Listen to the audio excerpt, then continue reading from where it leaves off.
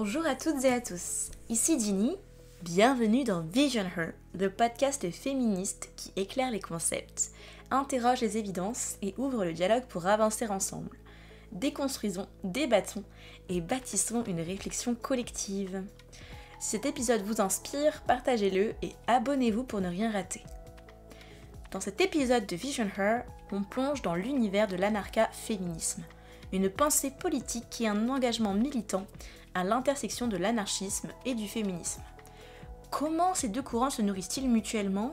En quoi l'anarcha-féminisme dépasse-t-il des limites du féminisme libéral ? De l'histoire aux mouvements actuels, en passant par ses figures majeures et ses principes clés, cet épisode explore en profondeur une pensée radicale qui refuse toute forme de domination patriarcale, étatique, capitaliste. Alors, qu'est-ce que l'anarcha-féminisme ? L'anarcha-féminisme, ou féminisme libertaire, c'est un courant qui combine les idées de l'anarchisme et du féminisme. Il rejette toutes les formes d'autorité hiérarchique, l'État, le patriarcat, le capitalisme, le racisme et toutes les structures oppressives. Il insiste sur la nécessité de lutter simultanément contre le sexisme et toutes les autres formes de domination. Au niveau de ses origines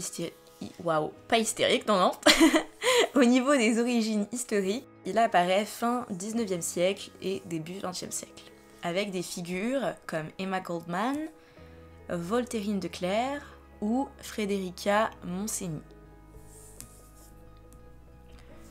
Concernant ces principes clés, l'anarcha-féminisme repose sur plusieurs piliers fondamentaux. L'antipatriarcat, donc un rejet du patriarcat sous toutes ses formes, l'anticapitalisme, une critique du capitalisme comme système patriarcal et oppressif, anti-étatisme, avec le refus de déléguer le pouvoir à l'État, l'État est vu comme un outil de contrôle, l'autogestion et l'horizontalité, donc on privilégie l'organisation non hiérarchique, et l'intersectionnalité, donc avant même que le terme soit popularisé, les anarcha-féministes avaient compris que toutes les formes de domination étaient liées, donc genre, origine, classe. Donc, comment agit concrètement l'anarcha-féminisme aujourd'hui ? Quelles formes prennent ces luttes au quotidien, dans la rue, dans les réseaux militants et même dans nos vies intimes ? L'anarcha-féminisme, c'est pas juste un corpus théorique, c'est avant tout une pratique vivante, enracinée dans des formes d'organisation collective, horizontale et autogérée. Il s'agit d'expérimenter des formes de résistance et de construction sociale qui rompent avec les schémas hiérarchiques patriarcaux, étatiques et capitalistes. Les groupes anarcha-féministes refusent les structures verticales et hiérarchisées.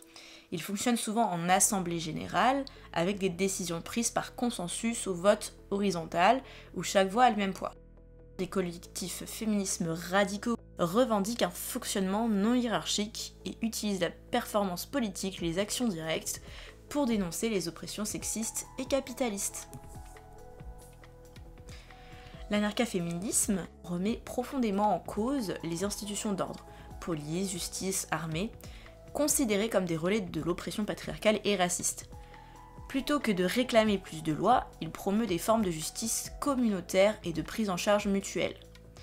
Des réseaux de justice transformatrices se développent dans des cercles queer et anarcha-féministes pour gérer les conflits, les agressions ou les violences sans recours à la police. Il s'agit d'accompagner les personnes survivantes et de confronter les personnes responsables dans un cadre décolonial, féministe, anti-répressif. L'éducation est centrale dans la pratique anarcha-féministe. Il ne s'agit pas d'un savoir académique, mais d'un savoir situé, transmis dans des ateliers, cercles de parole, podcasts, bibliothèques féministes, groupes de lecture autogérés. Des initiatives comme les infokiosques ou les fanzines féministes radicaux circulent dans les squats, les zones à défendre, lors de festivals militants. Ils diffusent des textes sur l'autonomie reproductive, la non-mixité choisie, les récits de lutte historique. L'anarcha-féminisme valorise la non-mixité choisie, notamment entre personnes minorisées, femmes, personnes trans, racisées, pour permettre une expression libre sur et affirmer les solidarités autonomes. On y développe aussi une culture du soin mutuel comme acte politique. Écouter, protéger, nourrir, consoler, non pas comme un fardeau, mais comme une force collective. Par exemple, les camps transféministes autonomes, comme ceux organisés par des collectifs en France, propose des ateliers d'autodéfense, des cercles de parole, des temps de soins corporels et des discussions stratégiques. L'anarcha-féminisme se situe au croisement des luttes. Il est souvent lié au mouvement LGBTQIA+, et queer radicaux, écologistes ou anticapitalistes, antiracistes, antivalidistes et antispécistes. Dans les zones à défendre, comme à Notre-Dame-des-Landes, des espaces anarcha-féministes se sont structurés autour de la vie collective, de l'autonomie alimentaire, des discussions politiques, du rejet de l'État et de la défense des terres. Les Black Blocs féministes, dans les manifs contre la réforme des retraites ou pour le 8 mars en France, mêlent défense physique, banderole radicale et critique de l'État patriarcal. En bref, l'anarcha-féminisme agit sur tous les fronts, dans la rue, dans nos façons d'aimer, de lutter, d'habiter le monde. Il ne cherche pas à intégrer les institutions, il les contourne, les critique et construit autre chose, ici et maintenant. Être anarcha-féministe, c'est bâtir au présent les germes d'un monde où aucune domination n'a sa place. L'anarcha-féminisme, aussi radical et inspirant soit-il, ne fait pas l'unanimité. Comme toute pensée politique vivante, il est traversé de tensions, de contradictions et de critiques, parfois venues de l'extérieur, parfois au sein même de ces milieux. Concernant ces critiques externes, certaines féministes réformistes reprochent à l'anarcha-féminisme son refus de participer aux luttes institutionnelles, comme les campagnes électorales, les actions juridiques ou les politiques publiques.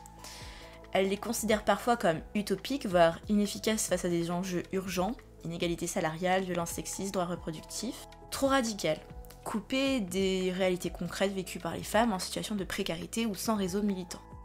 Concrètement, à quoi ça sert si on vote pas, si on réclame rien à l'État ? Mais pour les anarcha-féministes, c'est précisément parce que ces structures sont les racines du problème qu'elles ne peuvent pas être les outils de la solution.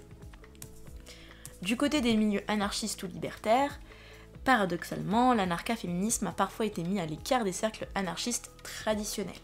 Soit parce que le sexisme y est encore présent, même dans ces espaces se voulant révolutionnaires, soit parce qu'on considère que le féminisme divise la lutte ou ramollit l'idéologie anticapitaliste.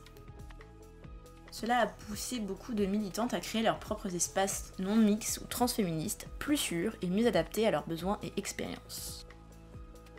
Donc au niveau des tensions internes, l'anarcha-féminisme peut parfois donner l'impression d'être intransigeant dans ses principes, avec les rejets de l'État, les refus de compromis, critique des normes, de la famille, des relations affectives dominantes.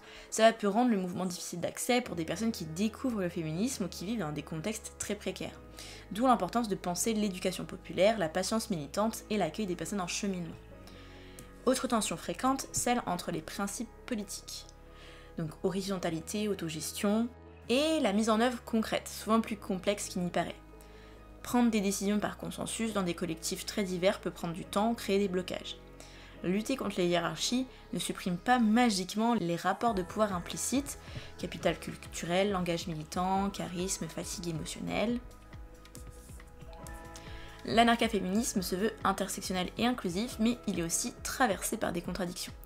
La surreprésentation des militantes blanches, urbaines, diplômées, le manque de lien avec les luttes féministes populaires, racisées, rurales ou migrantes, et la difficulté à reconnaître et réparer ses propres angles morts, notamment en termes de classe sociale, validisme ou colonialité. Donc loin d'être une faiblesse, ces critiques et tensions sont au cœur même du projet anarcha-féministe. C'est un mouvement qui refuse la pureté militante et revendique, au contraire, une culture de l'autocritique, du doute, de la remise en cause constante. Pour conclure, l'anarcha-féminisme, c'est plus qu'un courant militant, c'est une vision du monde, un rêve d'émancipation totale. C'est croire qu'aucune révolution ne peut être véritable si elle ne libère pas les femmes, les corps, les identités et toutes les personnes opprimées. Merci de m'avoir écouté. Si cet épisode vous a plu, partagez-le, commentez ou venez en discuter sur les réseaux. Sur @visionher ou @visionher2025. Donc le podcast est présent sur Instagram, TikTok, Spotify et YouTube. À très vite pour un prochain épisode de Vision Her.